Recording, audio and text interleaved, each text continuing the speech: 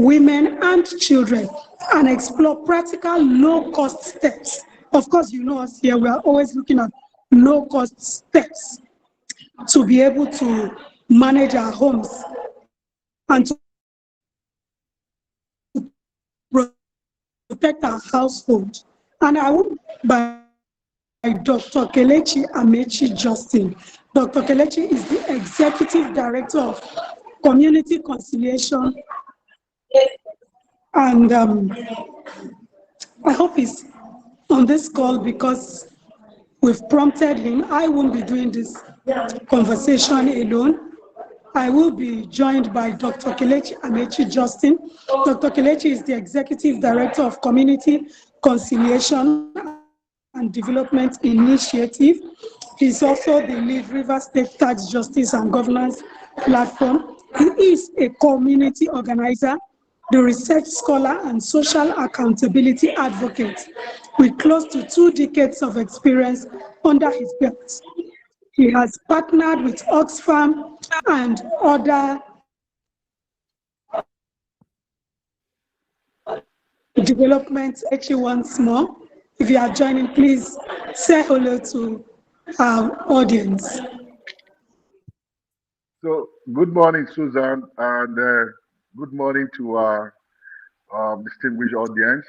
Thanks for having me this wonderful Saturday morning to join you in talking about air pollution, indoor air pollution. Thank you.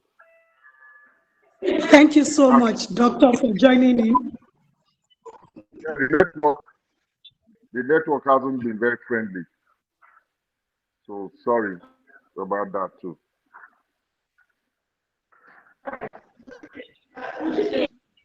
Yes, the network is not stable. And coincidentally, my name is also Kelechi. So I have my namesake on the show. Time check, it's 25 minutes before 12 midday. So I don't want to waste our time any further. Let's dive in because we have a lot like fuel power generators and charcoal stoves as vital survival tools during blackouts or for preparing our daily meals. However, their placement and use can turn them into invisible hazards. You'll agree with me.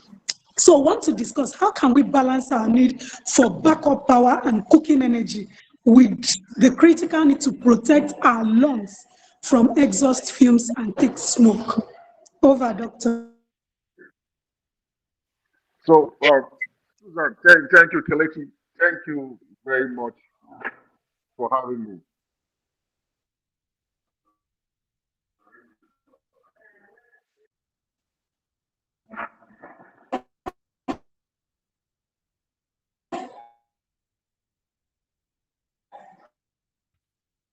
Please go ahead. I turned up.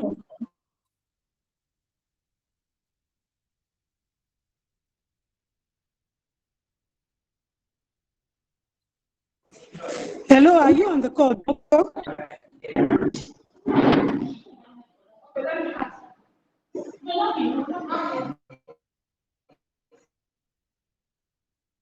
Hello.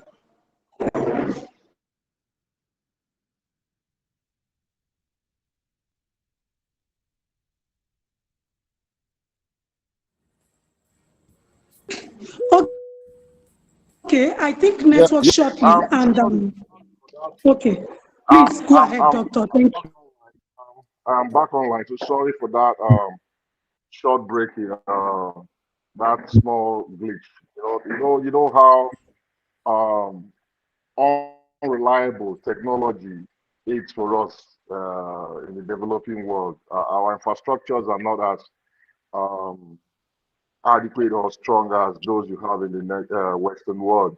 So, but we'll try to do as much as we can, given um, the services we get and every other stuff we have to rely on to deliver this conversation this morning. So let me quickly dive into the conversation. And thank you for that very brilliant intro. that introduction. Your introduction captures it all. So the quality of our home air, or what we call indoor air, depends on two critical factors, if I would say. So your geographical location and the kind of human activities that goes on. Can you hear me very well? Yes, can you hear me very well? Yes, I So, can. Yes, I can. and the kind of human activities that happen or that are external or internal to your home. So, if you live in a forested area, there is that likelihood that your indoor air will be cleaner. And if you live in a deforested area, there is also that propensity to have warmer and less clean air in your premises. And like you rightly mentioned, if you cook with fossil fuel, um, such as maybe kerosene, or you use wood, our normal traditional way of cooking with firewood, the kind of air that you have within your house would also not be as clean as somebody who uses green, or what we call renewable energy in their domestic activities. You mentioned the generator. Somebody who is using generator produces a lot of generator fumes from powering their home, and where you position your generator also matters. If it is not properly positioned, um, it could cause respiratory problems that could even lead to death. I mean, we've heard, read about instances where um, generator fumes killed families. You know, so they inhale fumes from generator and they get exhausted, and from there they pass on and they die. But if you're using renewable energy like solar or from water, that likelihood that you're getting cleaner energy, uh, and that cleaner air within your home. And let's not also forget that we have a major challenge in our hands. People do not really know that indoor air pollution kills more than malaria, about 3 times more than malaria in Africa. That's something we don't really realize because of lack of awareness and information. So, that most of our people in the rural communities, they use firewood to cook. So that means they will inhale a lot of carbon and maintain. And in other areas where you have gases fled, communities where you have extractive activities, where the multinational and now even local or indigenous oil companies have their activities. They flare gas. I mean, for example, at this moment now, we have a community in the Niger Delta in River State, Bile, that is burning. There is gas. Gas is burning from, the ground there in Bile. They don't have good water. They don't have, the air is not clean. So, and this is as a result of Out hydrocarbon and log in. Is it both? community. Okay. So the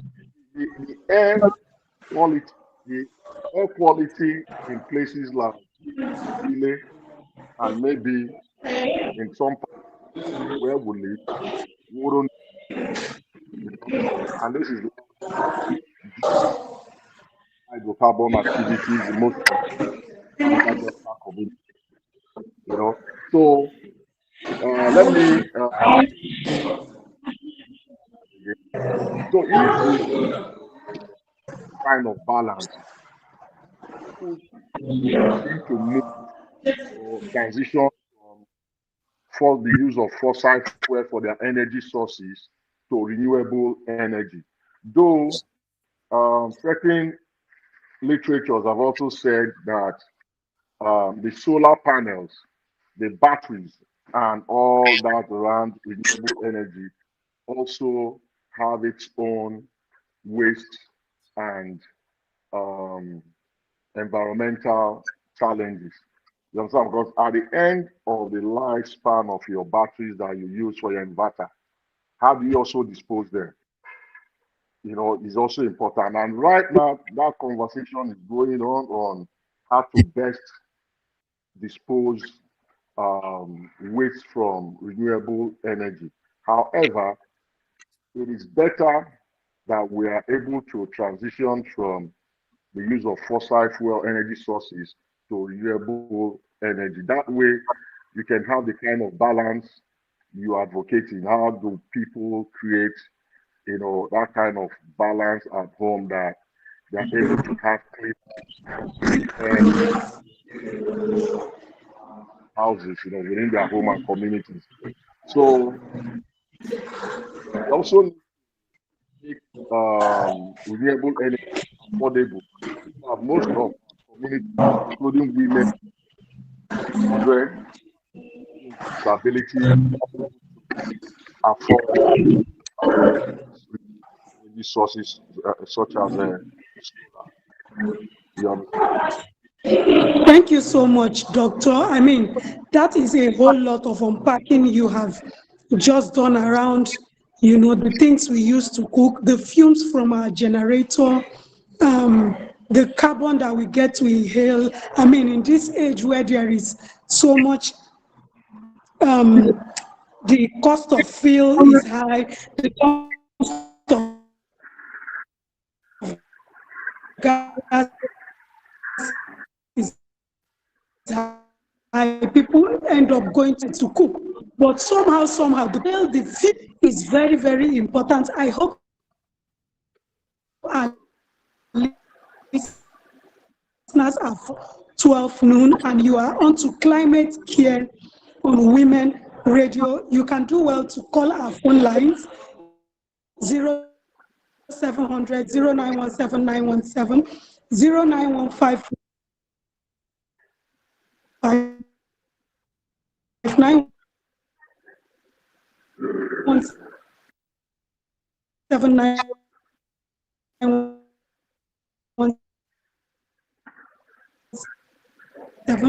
You can also call our toll-free line on 0800. Message for us. Tell us what's happening. What are the changes you are for today? Because but we're not even looking inwards. What kind of air? And we have on board Dr. Amechi Kelechi Justin, who is doing justice to this topic. I wish we had all the time, but hey, let's move forward because we can't even unpack everything today. Doctor, I want to ask you something. Statistics shows that women and young children bear the heaviest health burden from the indoor air pollution because of the cultural roles, around cooking and time spent inside.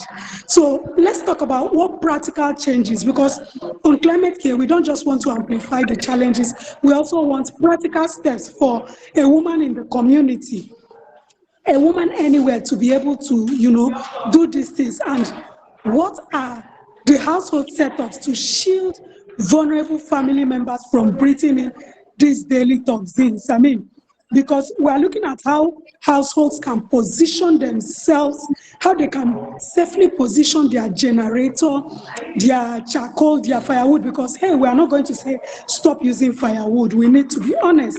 But how do they put it in a way that it doesn't become harmful to them and their family members? Over. Thank you. So thank you very much, Casey, for that question. So what I would suggest is this: that in as much as people, especially women and children, who carry out most of the domestic activities in our traditional households, they need to begin to look at how locate their cooking point or kitchens away from their residents some. Because I remember back in my community, in my village, when my grandmother used to, cook for us when she was still alive, may her soul rest in peace. The kitchen was away from the house itself. You understand? So there is a distance between the kitchen and the living quarters. So when you cook with firewood, because then they used to fry gari, they used to cook a whole lot for, how big our African families live, very communal, in a communal way. So the kitchen is left far away from, some distance away from the home. This for those who use firewood. Like you said, we can't stop our people from using firewood at this time until we are able to, scale the use of the inaccessibility and affordability of renewable energy. So your kitchen needs to be some distance away from your living quarter so that way you don't have most of these greenhouse gases that comes in from your cooking point as a kitchen to your house. Then the other thing is that this practice of burning bushes, burning waste around the house too should be stopped. Because as you're burning, it is gathering in your residential quarter and people are inhaling it. And this is not good for your health. Um, it poses a lot of health risk. And we don't want our health infrastructures alike, in most of the communities. Either they are there or they are substandard. So, and like they always say, prevention is better than cure. So it's better that we stop the practice of burning our waste. Let's household learn to disaggregate their waste. You know, this is breakable, this is disposable, this is this. In different um, containers and dispose it properly at a designated dump site where maybe the government or any other private person who is responsible for taking care of our waste will not dispose them professionally. That's one or two of the things we can do. Then the other is also to move from fossil fuel energy sources to renewable energy sources such as there are clean stoves now, but I know that because of cost, most households can't afford it. But if they save and plan over time, if you prioritize that as a household, because you're not just prioritizing cooking, you're also prioritizing your health and the health of your household. Because if you don't do that, you end up spending more on your health, and that would cost you. That has a lot of implications to your resources, how much you can save and how much you can invest I in. agree with you, Doctor. Sorry for interjecting because our time is running out. We only have 25 minutes or thereabouts, and now we have less than 4 minutes. So, in your last words, as we conclude, sir, apart from opening windows, and I agree with you, even in cooking, doing anything, you have to prioritize your family because they are key. The food you are cooking is for them. The fuel generator you're burning is for them. So we need to understand how we can also do these things without harming ourselves. Apart from opening windows, what is one low-cost change that anybody listening to us now can make to reduce chemicals, dust chemicals, and mold in the air in just 60 seconds, sir? So quickly, we can begin to cultivate the culture of tree planting or even planting flowers around our residence, our homes. So when you do that, it has the capacity to capture carbon or maintain from gas flare. You understand? So if you live in communities where there are high level of extractive activities, it's advisable that those communities cultivate the culture of planting trees and flowers around their home so that it's able to capture most of these greenhouse gases that comes out of extractive activities in oil bearing communities. So we're not just talking about oil bearing communities. that practice should also include non-oil bearing communities.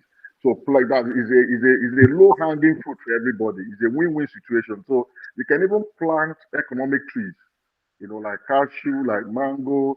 So you're even eating green, you're eating fresh, you're eating organic, from the tree, and at the same time, the tree is insulating, your house, your community from greenhouse gases. So that's something we should do, and we're not doing so much of it. Rather, you see that when we try to build houses, when these estate developers, when multinational oil companies come into communities, they they cut down trees. We are even doing more of cutting down trees than planting. So I mean, wherever you cut down one tree, please try and plant two or three two or three more trees there, so that in due course, in due time, you have highly afforested communities, either in the Niger Delta or even in the northern part of Nigeria, where we're having serious mining of solid minerals at the moment. So those mining activities are also part of what we describe as extractive activities. So extraction is not just about and gas. It's also about the other, natural resources. And those activities um, has environmental climate implications. So we would say people should cultivate the culture of tree planting. And the government can go as far as a policy, in most of the states in the country. I'm sorry. Thank you so much, Doctor. A big thank you to our guest, Dr. Kelechi Amechi Justin, Executive Director of Community Conciliation and Development Initiative, for joining us today and sharing your insights. If there's something that we need to ask people, it is to cultivate the habit of planting around our environment. It helps to absorb the carbon that is emitted into the atmosphere. The air we breathe inside our homes is just as vital to our well-being as the food we eat and the water we drink.